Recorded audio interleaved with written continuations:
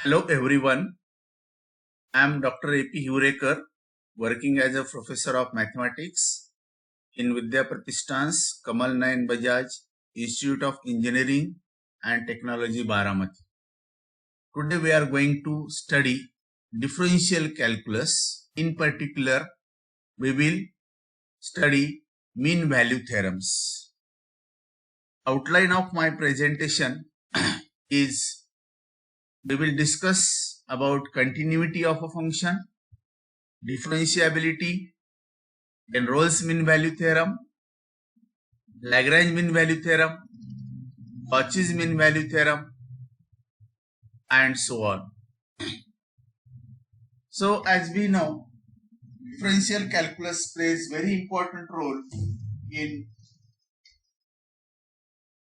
L'Hospital rule, where we have a limit which is in indeterminate form, that is 0 by 0, infinity by infinity, and at that time we will use mean value theorems. Taylor series, in expansion of functions, we use Taylor series, Maclaurin series, while deriving Taylor's and Maclaurin series, L'Hospital rule, we use mean value theorems.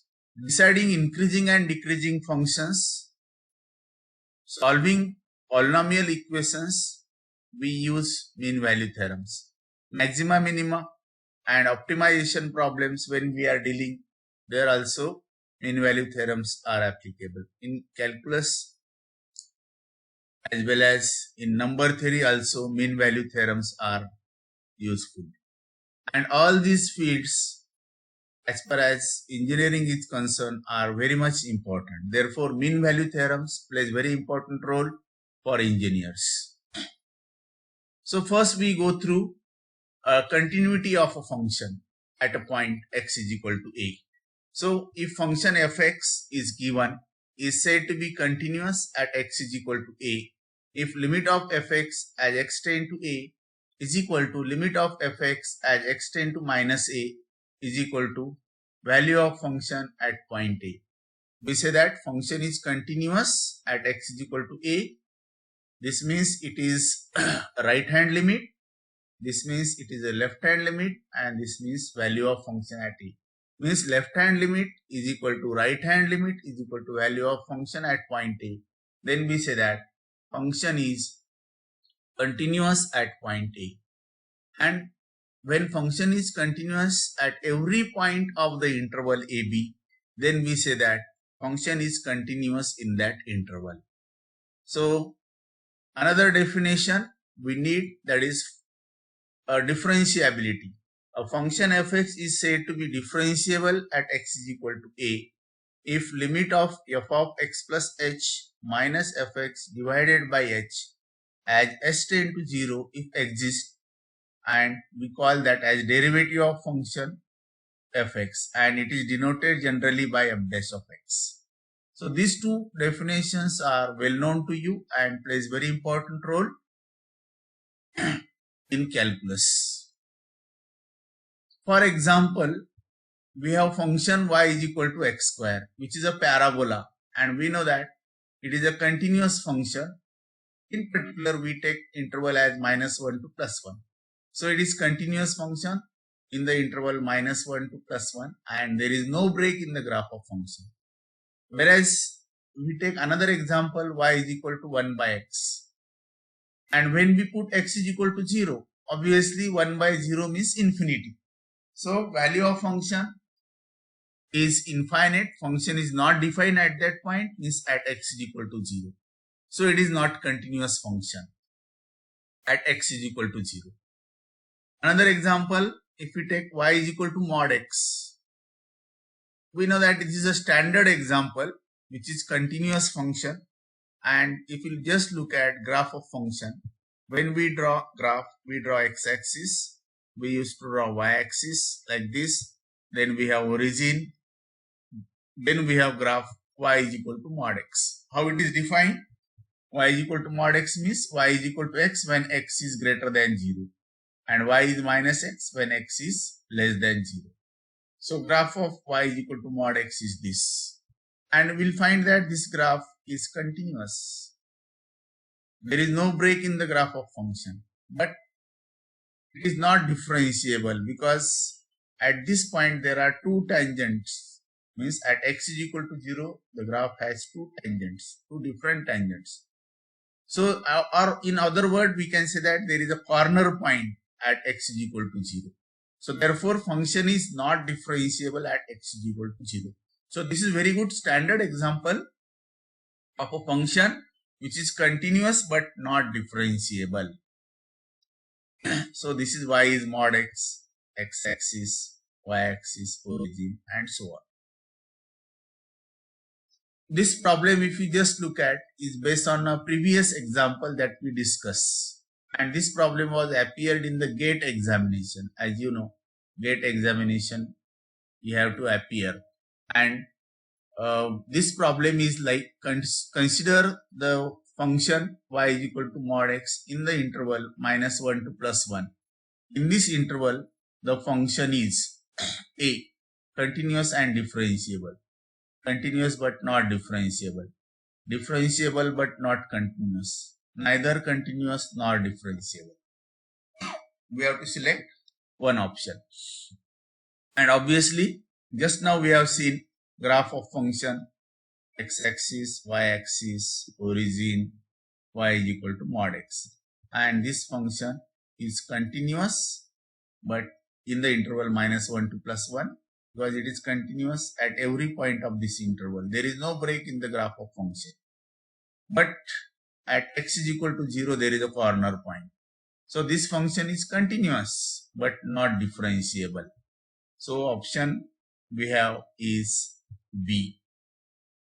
And same problem in the different way which was also asked in the GATE examination. Consider two statements about the function fx is equal to mod x. Each statement is fx is continuous for all real values of x. Q statement is fx is differentiable at all real values of x. Which of the following is true? P is true, Q is false. P is false, Q is true. Both P and Q are true. Both P and Q are false. And obviously, given function is continuous, but it is not differentiable. Means P is true, Q is false. So that is option A. So we have answer. This is a graph, just same graph we have drawn over here. And there is corner point at x is equal to 0. So obviously answer is P is true, Q is false. Means function is continuous, but it is not differentiable. Okay. So now we go to Rolle's mean value theorem.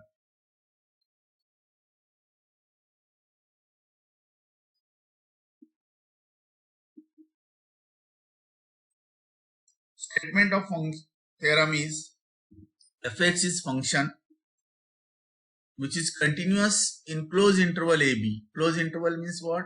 N points are included. X belongs to AB means x is less than or equal to A is less than or equal to B. So n points are included in the interval. Then second condition is function is differentiable in open interval AB. Open interval means like this. Means what? A and B are not included in the interval. N points are not included. Then third condition is f of A is equal to f of B. So we have got graph of function which is like this. Continuous graph. Between x is A to x is B. And f of A is equal to f of B. It is differentiable. It is continuous. Differentiable means what? There is no corner. Smooth curve we have. There is no corner point at any point of the interval AB. So then conclusion. There exists at least one point C in AB such that f dash of C is equal to 0. So f dash of C is 0. Derivative at this point is 0. So we can have a theorem. Always we divide theorem into two parts. One is what? Conditions required and conclusion. What are the conditions over here? Function is continuous in the closed interval AB. it is differentiable in open interval AB, and f of A is equal to f of B. So these three are called as conditions of theorem, and conclusion is what? Then there exists at least one point C in AB such that f dash of C is equal to 0. So another way of expressing same theorem just by taking B is equal to A plus H. This is called as alternate form of Rolle's mean value theorem. Take B is equal to A plus H in the previous slide and proceed. So function fx is continuous in the interval A to A plus H. It is differentiable in open interval A to A plus H. F of A is equal to f of A plus H. Then there exists at least one real number theta such that f dash of A plus theta H is equal to 0, or 0 less than theta less than 1. So sometimes we require this theorem, is same theorem but expressed in the different form, and depending on what type of applications we require, we can use accordingly. So what is the geometrical interpretation of Rolle's mean value theorem? So if the graph of function fx be continuous, it is continuous between x is A to x is B, and having unique tangent at all points in above interval. So graph is smooth, and f of A is equal to f of B. Here f of A is equal to f of B.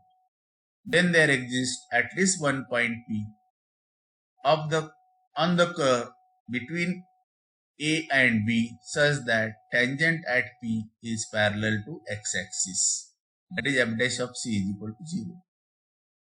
So this x-axis is along AB, and obviously tangent at this point is parallel to x-axis. It will be more clear if you just look at this diagram. So this point is A, this point is B. Here x is A, here x is B, and here x is C. And this graph is continuous, y is equal to fx. And f of A is equal to f of B. These two values are same. So if you draw tangent at point C, or we can say here M, then f dash of C is 0 because tangent is parallel to x-axis. So that is a geometrical interpretation of Rolle's mean value theorem. Then what is algebraic interpretation?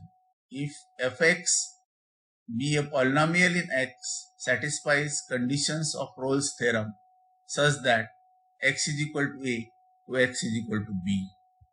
I think this you just cut. This is only function fx. So this is not required. Okay. So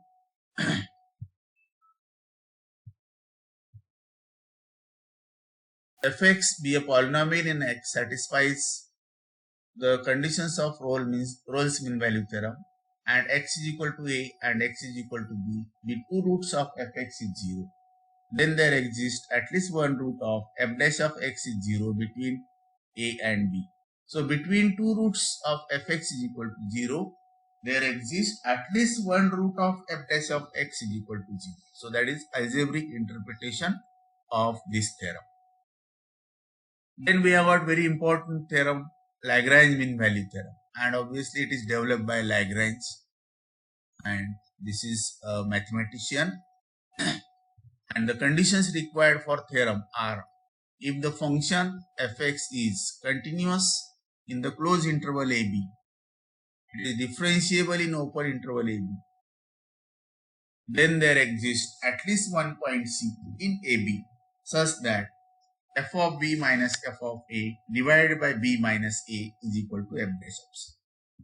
So if you just look at the conditions of Rolle's mean value theorem and Lagrange mean value theorem, and if you compare, you will find third condition of Rolle's mean value theorem is not included here. It is not satisfied. Then we have got this conclusion. So one condition is not required, that is third condition, which is f of A is equal to f of B. Then conclusion is there exists at least one point C in AB such that FB minus FA divided by B minus A is equal to f dash of C. Alternate form can be easily obtained just by taking b is equal to a plus h.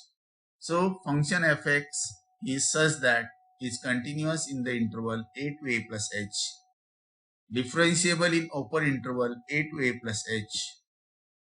Then there exists at least one real number theta such that f of a plus h minus f of a divided by h is equal to f dash of a plus theta h. And if you simplify this, you will find it is f of a plus theta h, which is equal to f of a plus h into f dash of a plus theta h for 0 less than theta less than 1. Then geometrical interpretation is the graph of function fx is continuous curve between axis A and axis B, represented by this diagram ACB, having unique tangent at all points in above interval. Means there is no corner point. Tangents are unique at every point. Then there exists at least one point C on the curve between axis A to axis B such that tangent at P is parallel to chord joining A and B. So chord is join A and B. This gives chord red. Then tangent, this is green light. So tangent at C. So you will find that tangent is parallel to chord. So that is geometrical interpretation of Lagrange mean value theorem. Then it will be clear more if we just look at another diagram. Here we have axis A, axis B. These are A and B points. And this is x-axis. And chord joining AB is this. And there is some point C, P we can say. So at P, if we draw tangent to this curve, then tangent is parallel to chord. So that is geometrical interpretation of Lagrange mean value theorem. Then we have algebraic interpretation. Average rate of change of function over an interval is also the actual rate of change of function at some point of the interval.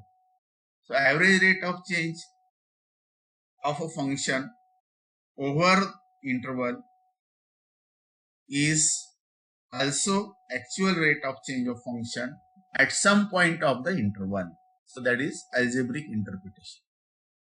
Then we have another theorem called as Cauchy mean value theorem, and it is developed by Cauchy. And that is if functions fx and gx are any two functions such that they are continuous in the closed interval AB, then they are differentiable in open interval A and B, open interval AB. And third condition, g dash of x is not 0 for any x belongs to AB.